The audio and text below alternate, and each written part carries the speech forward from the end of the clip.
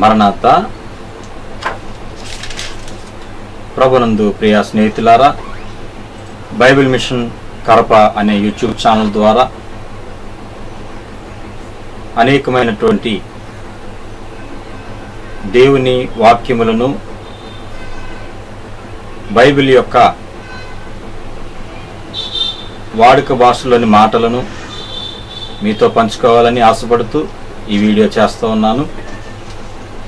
Bible అనే మాటకు పుస్తకాలు అనే అర్థమిచ్చే గ్రీకు భాషలోని ఒక పదము, అలాగే నిబంధన, బైబిల్ గ్రంథంలో 2 నిబంధనలు ఉన్నాయి. నిబంధన అనే మాటకి ఒడంబడిక, ఒప్పందము అనేటువంటి అర్థాలు ఇస్తూ ఉన్నాయి.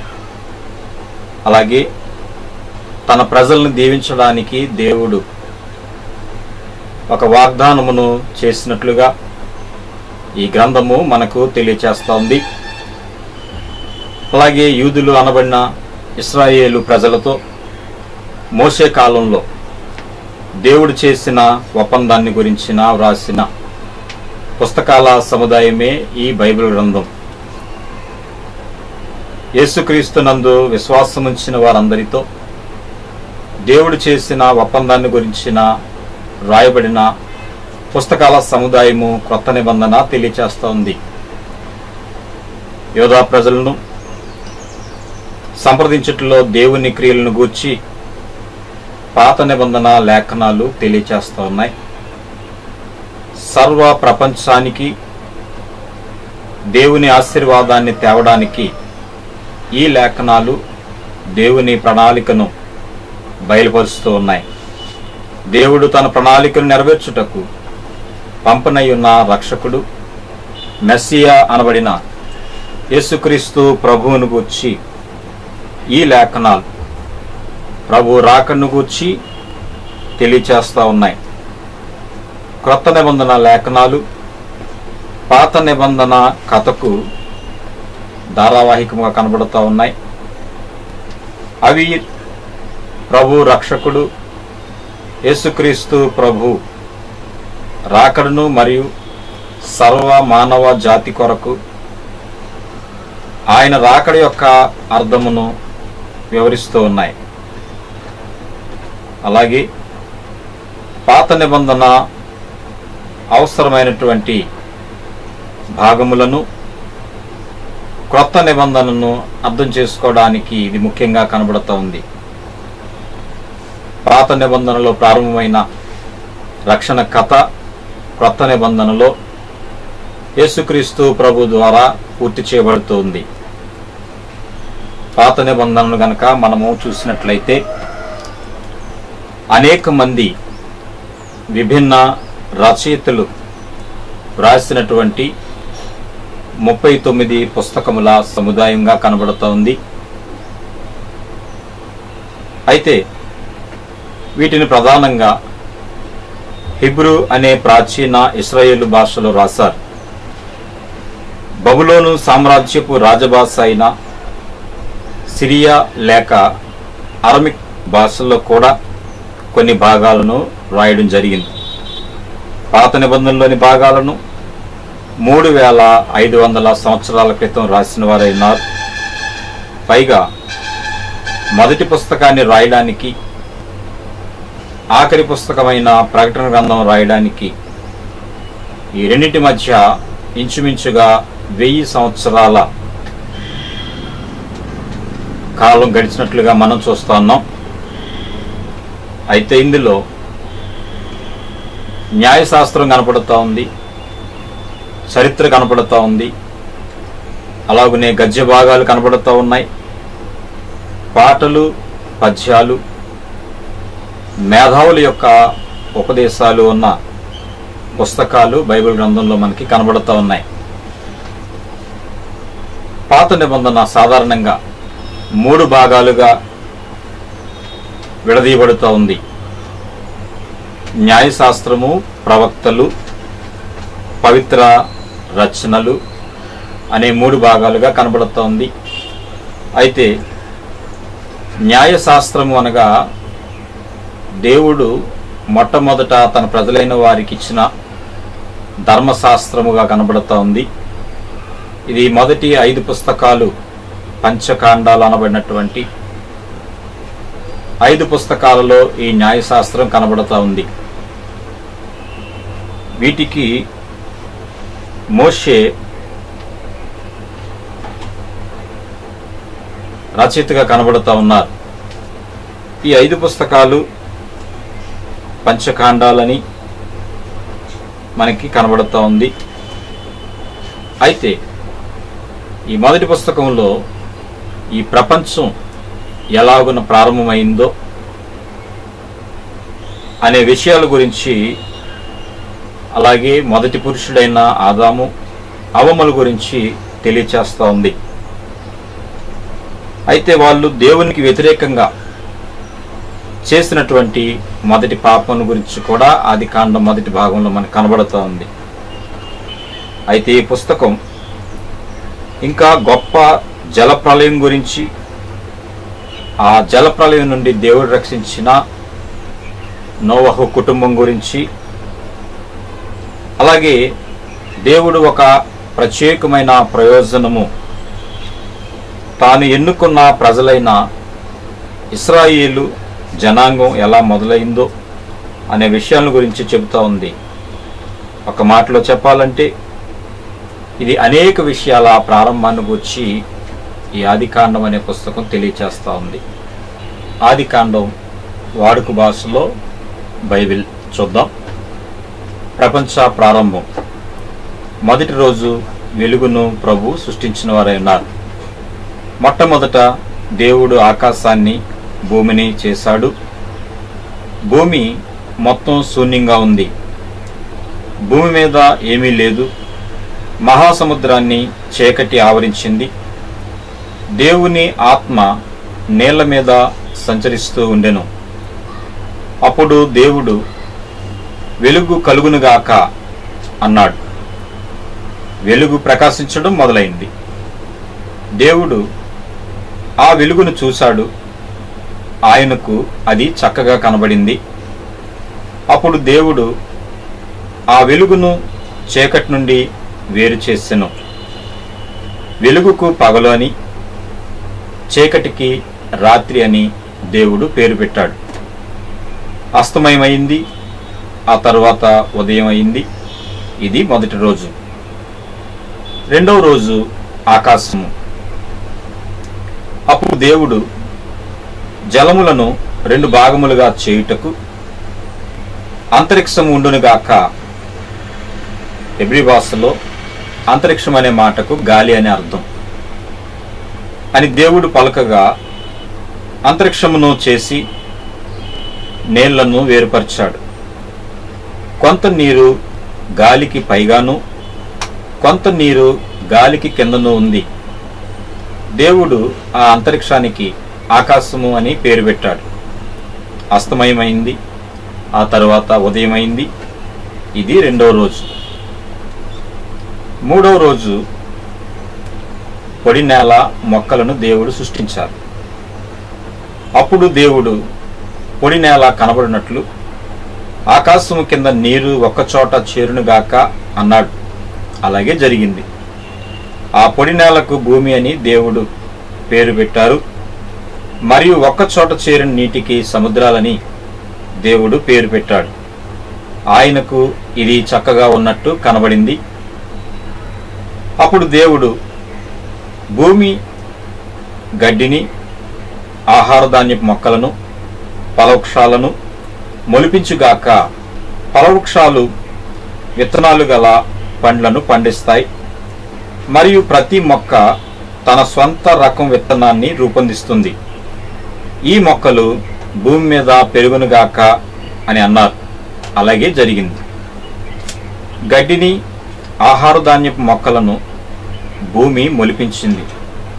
మరియు అది విత్తనాలు గల పండ్ల చెట్లను మొలిపించింది. ప్రతి మొక్క తన స్వంత రకం విత్తనాలను రూపొందించింది. దేవునికి ఇది చక్కగా ఉన్నట్లు కనబడింది. అస్తమయమైంది. ఆ తర్వాత ఉదయం అయింది. ఇది మూడవ రోజు. నాలుగో రోజు సూర్యుడు, చంద్రుడు, నక్షత్రాలను దేవుడు సృష్టించారు. అప్పుడు ఆకాశంలో జ్యోతులు ఉండునుగాక. ఈ జ్యోతులు రాత్రి నుండి పగలును వేరు చేస్తాయి. జ్యోతులు ప్రత్యేక సంకేతాలను, ప్రత్యేక సమావేశాల ప్రారంభాన్ని సూచించేందుకు ఉపయోగించబడతాయి మరియు రోజులను, సంవత్సరాలను తెలుపుటకు ఇవి ఉపయోగించబడతాయి. భూమి మీద వెలుగును ప్రకాశింపచేయుటకు ఈ జ్యోతులు ఆకాశంలో ఉంటాయి అన్నాడు దేవుడు. అలాగే జరిగింది. కనుక ఆ రెండు పెద్ద జ్యోతులను దేవుడు చేశాడు. పగటి వేళను ఏలుటకు దేవుడు పెద్ద జ్యోతిని చేశాడు. రాత్రి వేళను ఏలుటకు ఆయన చిన్న జ్యోతిని చేశాడు. దేవుడు నక్షత్రాలను కూడా చేశాడు. భూమి మీద ప్రకాశించుటకు ఈ జ్యోతులను దేవుడు ఆకాశములో ఉంచారు. పగటిని రాత్రిని ఏలుటకు ఈ జ్యోతులను ఆకాశంలో ఉంచాడు. ఈ జ్యోతులు చీకటి నుండి వెలుగును వేరు చేస్తాయి. దేవునికి ఇది చక్కగా ఉన్నట్టు కనబడింది. అస్తమయమైంది. ఆ తర్వాత ఉదయమైంది. ఇది నాలుగో రోజు. ఐదో రోజు చేపలను, పక్షులను ప్రభువు సృష్టించారు. అప్పుడు నీళ్లు అనేక ప్రాణులతో నిండిపోవునుగాక, మరియు భూమికి పైగా గాలిలో ఎగురుటకు పక్షులు ఉండునుగాక అన్నారు దేవుడు. కనుక దేవుడు సముద్రపు పెద్ద జంతువులను చేశాడు. సముద్రంలో సంచరించే ప్రతి ప్రాణిని దేవుడు చేశాడు. సముద్ర జంతువులు ఎన్నో రకాలు ఉన్నాయి. వాటన్నిటినీ దేవుడు చేశాడు. ఆకాశంలో ఎగిరే ప్రతి రకము పక్షిని కూడా దేవుడు చేశాడు. మరియు ఇది చక్కగా ఉన్నట్టు దేవునికి కనబడింది. ఈ జంతువులను దేవుడు ఆశీర్వదించాడు. అవి అనేక పిల్లల్ని పెట్టి సముద్రాలు నిండిపోవాలని దేవుడు వాటితో చెప్పాడు. అస్తమయమైంది. ఆ తర్వాత ఉదయం అయింది. ఇది ఐదవ రోజు. ఆరవ రోజు భూజంతువులను, మనుష్యులను ప్రభువు సృష్టించారు. అప్పుడు దేవుడు భూమి అనేక ప్రాణులను చేయునుగాక, అనేక రకాల జంతువులు ఉండునుగాక, పెద్ద జంతువులు, ప్రాకే అన్ని రకాల పురుగులు, చిన్న జంతువులు ఉండునుగాక, మరియు ఈ జంతువులన్నీ ఇంకా వాటి రకపు జంతువుల్ని ఎక్కువగా వృద్ధి చేయునుగాక అన్నాడు దేవుడు. ఈ సంగతులు అన్నీ జరిగాయి. కనుక దేవుడు ప్రతి రకపు జంతువుని చేశాడు. క్రూర జంతువులను, సాధు జంతువులను, ప్రాకుచుండు చిన్నవాటన్నిటినీ దేవుడు చేశాడు. మరియు ఇది చక్కగా ఉన్నట్టు దేవునికి కనబడింది. ఇప్పుడు మనం మనిషిని చేద్దాం, మనం మన పోలికతో మనుష్యుల్ని చేద్దాం, మనుష్యులు మనలా ఉంటారు. సముద్రంలోని చేపలన్నిటి మీద, గాలిలో పక్షులన్నిటి మీద వారు ఏలుబడి చేస్తారు. భూమి మీద పెద్ద జంతువులన్నిటి మీదను, ప్రాకు చిన్నవాటన్నిటి మీదను వారు ఏలుబడి చేస్తారు అని దేవుడు చెప్పాడు. కనుక దేవుడు తన స్వంత రూపంలో మనుష్యుల్ని చేశాడు. తమ ప్రతిరూపంలో దేవుడు మనుష్యుల్ని చేశాడు.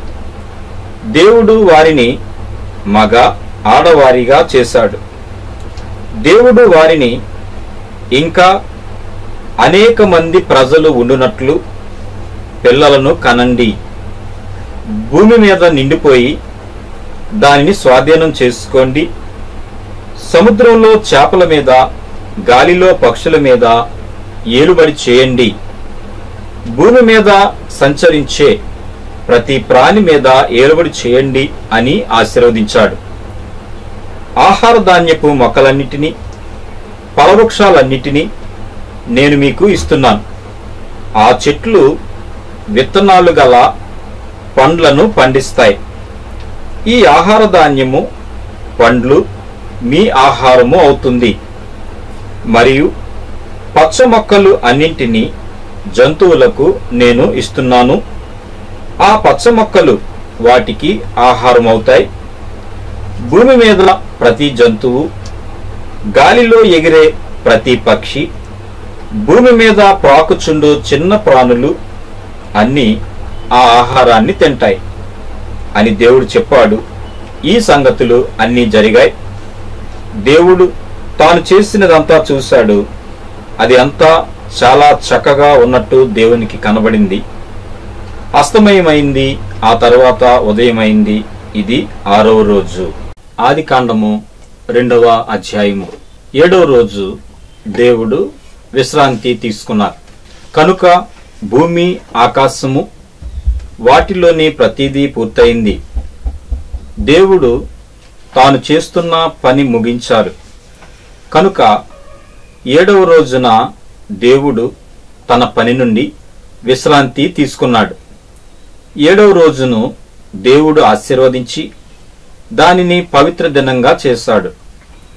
దేవుడు ప్రపంచాన్ని చేసేటప్పుడు జరిగించిన పని అంతటి నుండి ఆ రోజున విశ్రాంతి తీసుకున్నాడు. గనుక ఆ రోజును ఆయన ప్రత్యేక దినమైనదిగా చేశాడు. మానవ జాతి ఆరంభం. ఇదే భూమి, ఆకాశము చరిత్ర. భూమిని, ఆకాశాన్ని దేవుడు చేసినప్పుడు జరిగిన సంగతుల విషయము ఇది. భూమి మీద మొక్కలు ఏమీ లేవు, పొలాల్లో ఏమీ పెరగడం లేదు. అప్పటికి ఇంకా ఎక్కడ మొక్కలు మొలవలేదు. అప్పటికి భూమి మీద ఇంకా వర్షం యెహోవా కురిపించలేదు. మొక్కలను గూర్చి జాగ్రత్త తీసుకునే ఏ మనిషి అప్పటికి లేడు. భూమి నుండి ఆవిరి ఉబికి నేలంతటినీ తడిపింది. అప్పుడు యెహోవా నేల నుండి మట్టి తీసుకుని మనిషిని చేశాడు. మనిషి నాసికారంధ్రాలలో జీవవాయువును దేవుడు ఊదగా మనిషి సజీవుడు అయ్యాడు. అప్పుడు తూర్పున ఏదెను అను చోట ఒక తోటను యెహోవా నాటాడు. యెహోవా దేవుడు తాను చేసిన మనిషిని ఆ తోటలో ఉంచాడు. అప్పుడు చూచుటకు అందంగా కనబడే చెట్లన్నింటినీ మరియు ఆహారానికి మంచివైన చెట్లు అన్నింటినీ భూమి పుట్టించినట్లు దేవుడు చేశాడు. జీవవృక్షమును, మంచి చెడుల తెలివినిచ్చే వృక్షమును ఆ తోట మధ్యలో ఉన్నాయి. ఏదెను తోటలో నుండి ఒక నది ప్రవహిస్తూ ఆ తోటకు నీటిని ఇస్తుంది. ఆ నది పాయలై 4 చిన్న నదులు అయ్యాయి. మొదటి నది పేరు పీషోను. ఇది హవీలా దేశం అంతటా ప్రవహించే నది. ఆ దేశంలో బంగారం ఉంది. ఆ బంగారం చాలా మంచిది. రెండవ నది పేరు గీహోను. ఆ నది కూషు దేశం అంతటా ప్రవహిస్తుంది. మూడో నది పేరు హిద్దెకెలు. ఆ నది అస్సూరు తూర్పు దిక్కున ప్రవహిస్తుంది. 4వ నది యూఫ్రటీసు. మనిషిని ఏదెను తోటలో యెహోవా దేవుడు ఉంచాడు. మొక్కలు నాటి తోటను గూర్చి శ్రద్ధ తీసుకోవడం ఆ మనిషి పని. యెహోవా దేవుడు మనిషికి ఈ ఆజ్ఞ ఇచ్చాడు: ఈ తోటలోని చెట్టు ఫలములు ఏమైనా నీవు తినవచ్చు. అయితే మంచి చెడ్డల తెలివిని ఇచ్చే చెట్టు ఫలమును నీవు తినకూడదు. ఆ చెట్టు పండు నీవు తిన్న రోజున తప్పక చస్తావు అని దేవుడు అన్నాడు. మొదటి స్త్రీ. అప్పుడు యెహోవా దేవుడు, పురుషుడు ఒంటరిగా ఉండడం మంచిది కాదు. అతనికి సాటి అయిన సహకారిని నేను చేస్తాను, మరియు ఆ సహకారి అతనికి సహాయము చేస్తుంది అనుకున్నాడు. పొలాల్లోని ప్రతి జంతువును, గాలిలోని ప్రతి పక్షిని నేల నుండి యెహోవా దేవుడు చేశాడు. ఈ జంతువులన్నింటినీ యెహోవా దేవుడు మనిషి దగ్గరకు రప్పించాడు. మనిషి ప్రతి దానికి పేరు పెట్టాడు.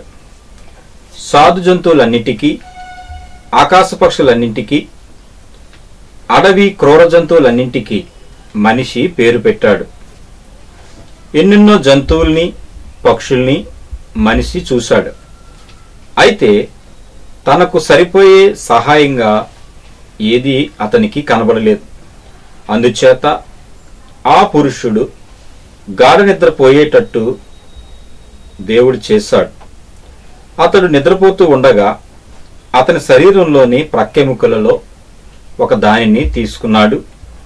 ప్రక్క ఎముకను తీసిన చోటును అతని మాంసంతో యెహోవా దేవుడు పూడ్చి చేశాడు. స్త్రీని చేసేందుకు అతని ప్రక్క ఎముకను యెహోవా దేవుడు ఉపయోగించాడు. అప్పుడు ఆ స్త్రీని ఆ పురుషుని దగ్గరకు యెహోవా దేవుడు తీసుకుని వచ్చాడు. అప్పుడు ఆ పురుషుడు ఇలా అన్నాడు, ఇప్పుడు ఇది నా వంటి మనిషే. ఆమె ఎముక నా ఎముకల్లోంచి వచ్చింది. ఆమె శరీరం నా శరీరంలో నుంచి వచ్చింది. ఆమె నరునిలో నుండి తీయబడింది గనుక ఆమెను నారి అంటాను. ఇందువల్ల పురుషుడు తన తండ్రిని తల్లిని విడిచి తన భార్యను హత్తుకుంటాడు. వాళ్ళిద్దరూ ఏకమవుతారు. ఆ తోటలో ఆ పురుషుడు అతని భార్య నగ్నంగా ఉన్నారు, కాని వారికి సిగ్గు తెలియదు.